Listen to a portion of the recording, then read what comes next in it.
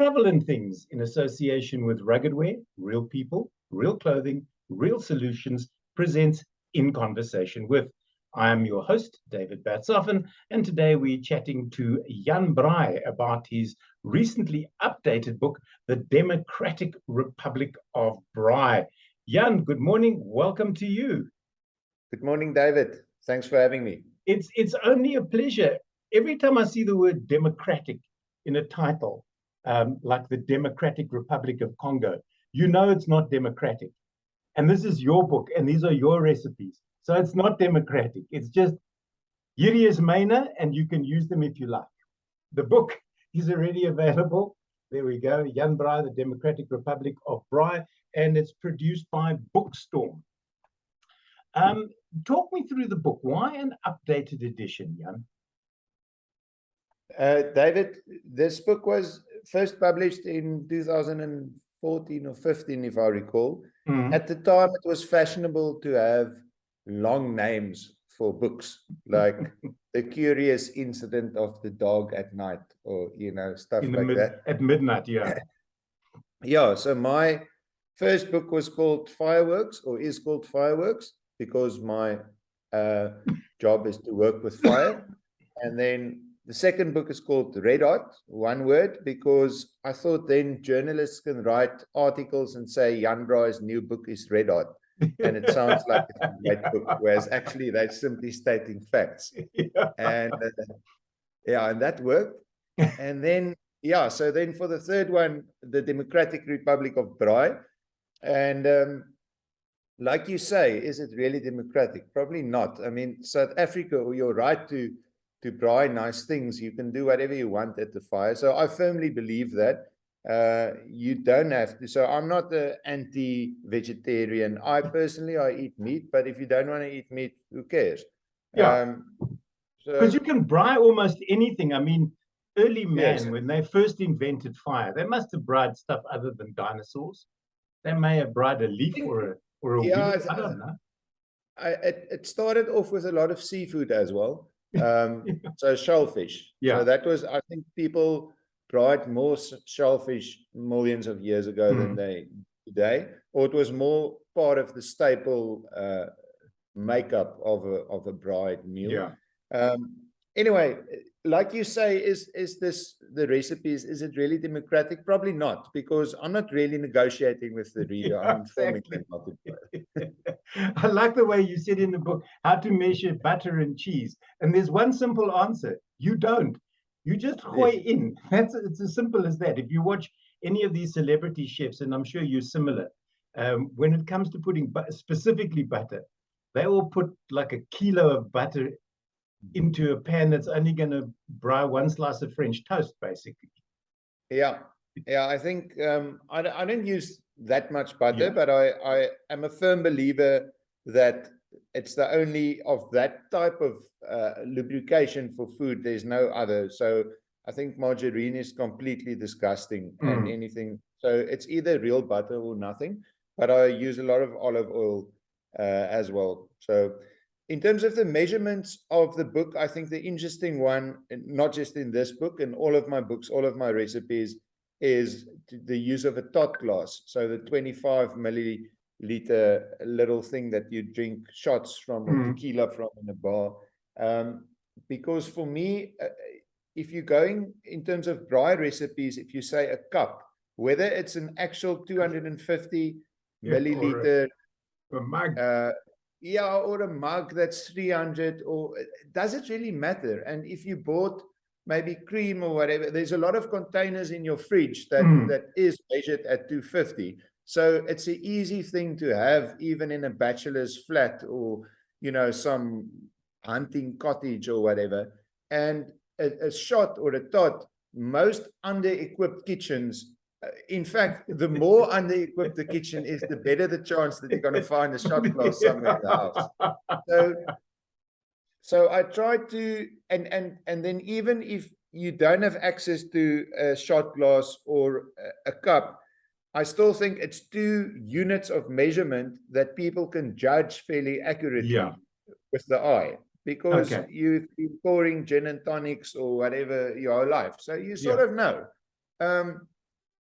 So that's what I do in all of my recipes, that I try and make it easy. I try to have as little as possible ingredients, and I build most of my recipes around some core things. So if you've got in your cupboard always olive oil, salt and pepper, paprika, cumin, coriander, garlic, onions, then your shopping list for a Jan Braai recipe will become very short. You're basically just going to have to go and get fresh ingredients. Yeah. And the protein, of course.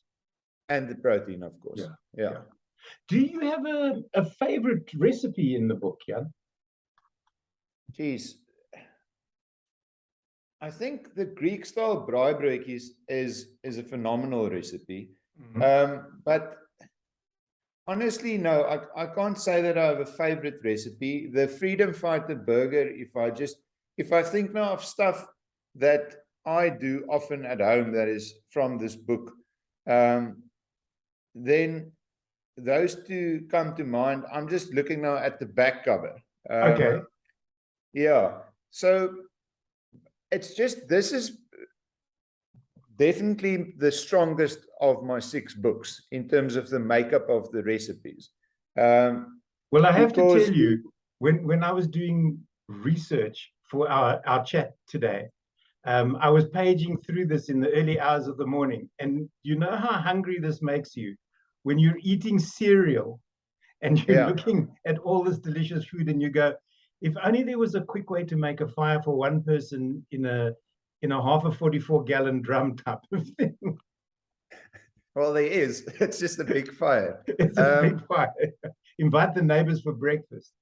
Yeah. So because the selection or the makeup of the recipes of this book is so strong, I felt when we first published it in 2015 or 14, that I want to almost force the hand of the reader to experience all of the recipes and not just go straight to the steaks, because that's the first question everybody always wants to. How do you do the perfect steak? So you put the steak chapter first, and then people never get past it, and they use this as a coffee table book. This is a beautiful book with beautiful photos. You can put it on a coffee table, but the intention is that you should actually use the thing, and it should start falling apart eventually from being used often.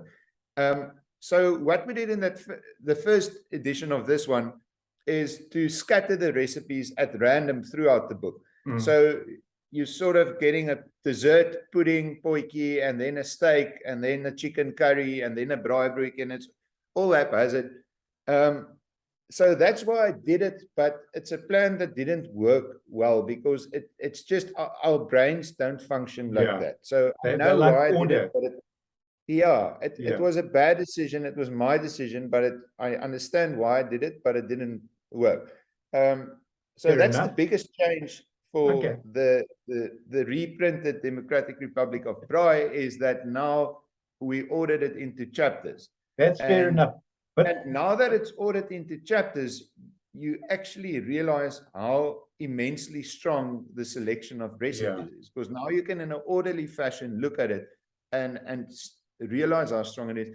And I actually went to an interview on another radio station about 2 weeks ago, and that's the first time that I then had a hard copy of the new book in my hand and paging through it, because you see it on these PDFs and stuff before it goes to print. No, and my colleague was with me, and I said, this is a genuinely strong, like, it's actually a stronger book than I'm giving it credit for. So I'm very proud of it. And then the cover is new. At the time, we were sort of dabbling with collage covers in the initial book, basically because I didn't want to go for a photo shoot, and the publishers all wanted me on the cover, and there wasn't an existing single photo of me that they could use. So then we sort of reached a compromise. We'll do a collage cover that has me on, but then I don't have to go for a photo shoot. Yeah, but then you did that. That doesn't look like anything like you. No, but this is the new book. This so this one is obviously awesome. So we chose the same Pantone yellow of my boerewors, and the boerewors is in hundreds of supermarkets all around the country. it's easy to spot. It's bright, because for me, this cover is basically, I just want to help the reader when they walk into a shop to spot find the your book. stuff. Once you've bought the book, why does it matter what the cover looks like? It's about Correct. the recipes on the inside. So this is really just like a flashing beacon. How's it, guys? I'm over here. You can pick me up and then go home and start braaiing. Yeah. All right, so some questions. Firstly, with all due respect, does the word fondant really belong in a braai book? I thought that was a bit pretentious. Chocolate fondant potjie pudding. Yes. Leave the word It's fondant out. Potjie pudding is a wonderful double alliteration phrase, obviously. It is. Chocolate fondant, it's the style of how you make that. You could call it a baked chocolate pudding, but No. You're not accurately describing the thing. And what you'll find once you start baking desserts or puddings in a potjie is that the cast iron actually helps anything with a lot of sugar. You get a super nice crust. So I think it's fine. That's why I put it there. All right. And 7 years later, I still think it's fine, because there are also, it's not just that we ordered the recipes and gave the book a new cover. Some recipes where I now feel different on how to cook something. Fair enough. I actually changed the recipe. And that's quite a nice thing, I have to say, in terms of reissuing a book. Is that you know, you can, I wouldn't call it mistakes, but over the years, for example, there's a risotto potjie in the book. And I used to, because, you know, anything, you know, somebody showed you. And I used to make risotto like people say in Italy, you have to make it and add bit by bit and bit.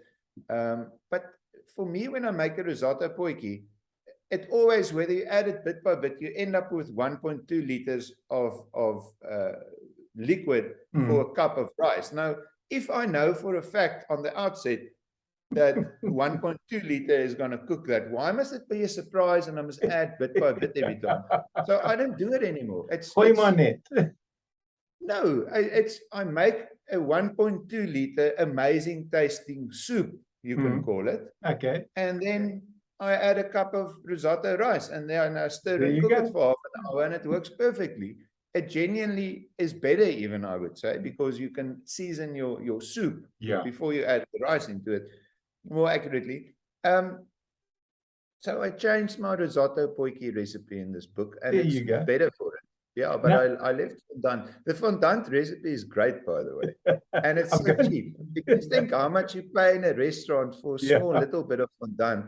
Here you can make fondant for your whole family for less. And the neighborhood, if necessary. Yes.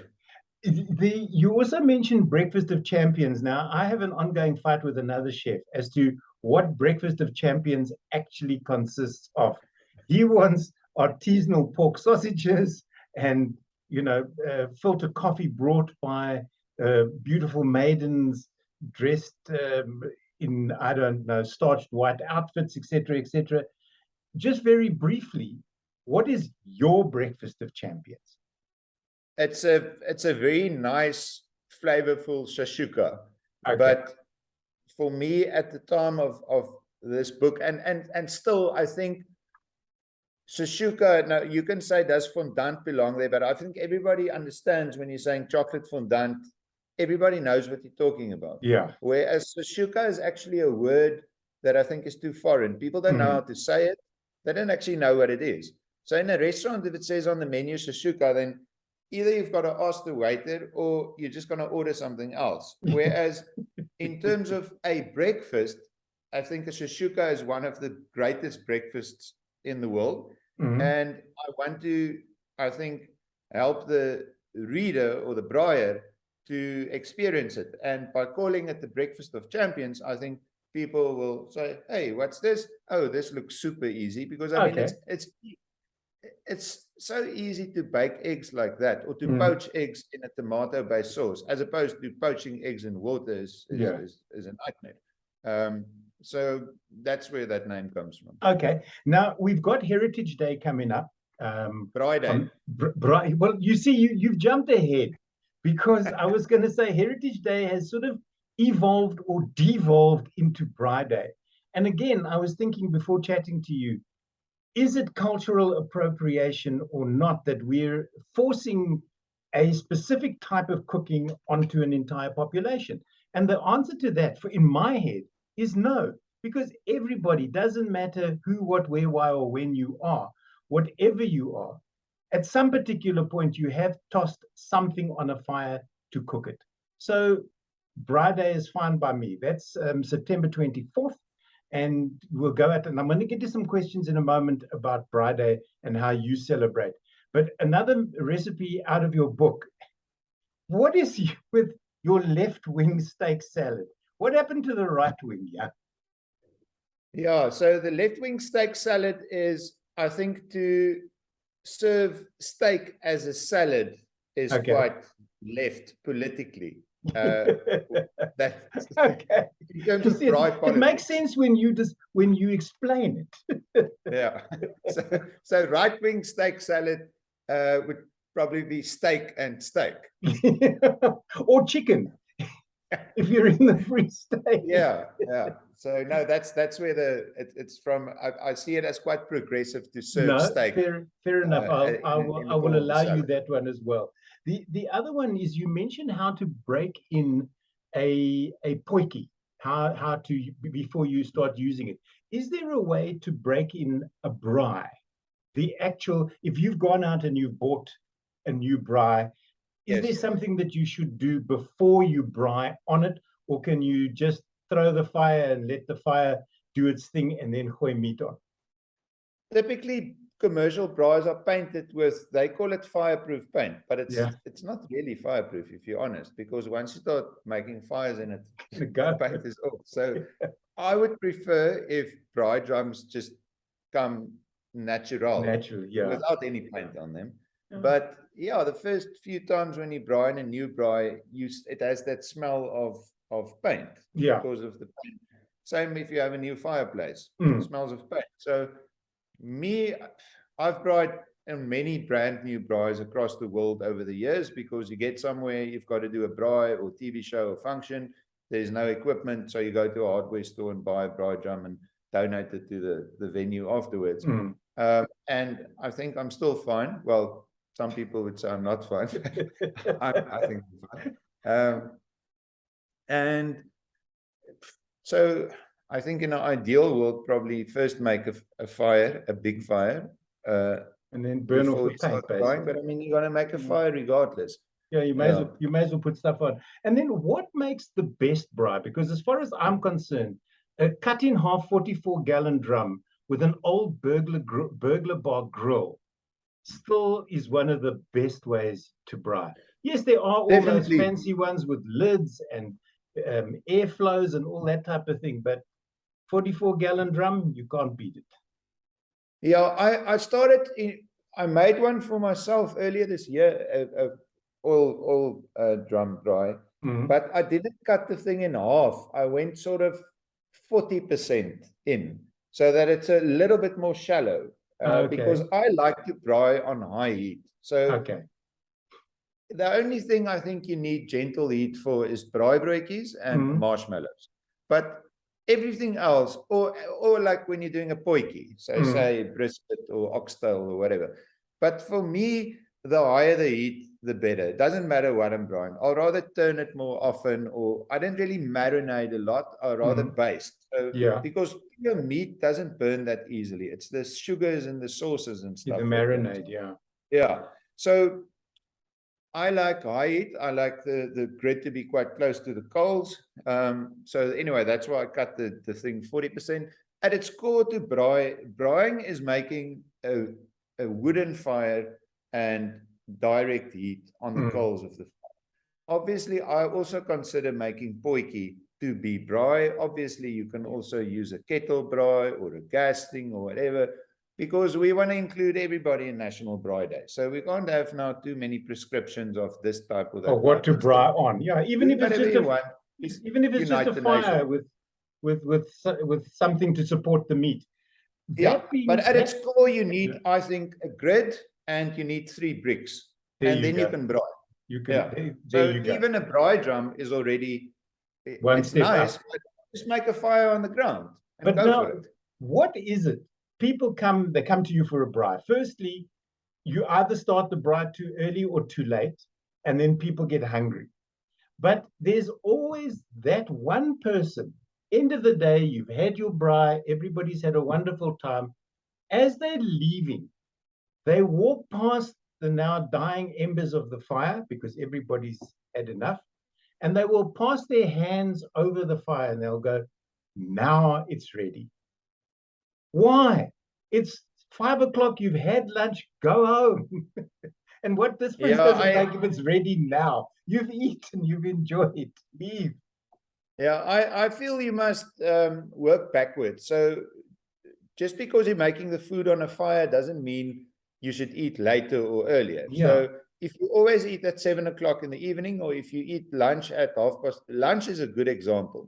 People will eat normal cooked lunch at 12:30 or 1, but braai and it's a 3 o'clock lunch. Now, it doesn't make sense. So you're starving by that stage. And it takes you 10 minutes to braai your meat, and it takes 50 minutes. On average, dry wood in a big fire, in 50 minutes, it converts to coals.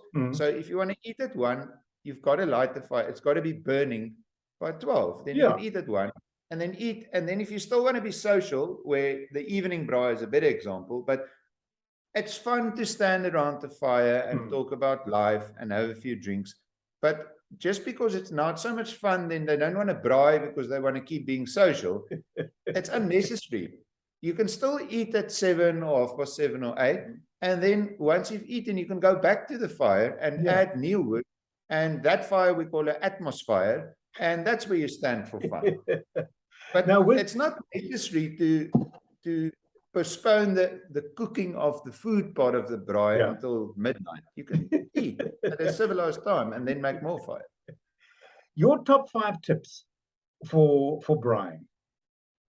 Yeah. The first one is always have enough dry wood. There's no substitute for that. Okay. So I buy wood by the bucky load and let it cure in the garden until it's dry. If you have any doubt whether your fire is big enough, then your fire is too small. So you should always make the fire big enough that you know for a fact, listen, this thing is definitely big enough. If you have any doubts, just add more wood until you say, yes, this is definitely big enough now. Yeah. Then obviously always have ice at your braai to put in your mixer drinks, to chill the beer in and to treat burn wounds with. Make braai broodjies at every braai because it's your chance in life to butter the bread on both sides. And then what would the fifth tip be? Eat a lot of meat, because animals eat a lot of vegetables and fruits and stuff, and they convert it into meat. So if you're eating meat, you're basically eating vitamin pills. It's like I've explained to people before that bacon does not come from a pig. And then they look at me askance and I go, no, there is a tree in South Africa called a spekboom. Now, if you directly translate that, it's a bacon tree. Therefore, bacon is the fruit of the spekboom. It's got nothing to do with pigs. No. Nobody wants to believe me. But keep at it. I will do. The book is published by Bookstorm. It's Jan Braai, the Democratic Republic of Braai, and it's the updated version. I almost said a version. It's not, because there's vegetable recipes in here as well, people. So for the vegans and the vegetarians, you will find something to eat. Jan, where will you be braaiing on the 24th? Yeah, that was a tough one, but it looks, as I'm speaking to you now, the truth is in Durban. So I'm going to head up there because the Springboks are playing against Argentina, and they will obviously annihilate Argentina, and we're going to then win the Rugby Championship Cup. So at this stage, it looks, the flights were all booked yesterday. So I'll be in Durban. Jan, thank you so very much for joining me on In Conversation With. It was an absolute pleasure to chat to you, and best of luck with this book. And I wait with bated breakfast, I was going to say, bated breath for the next one. Cheers for now. Thank you, David.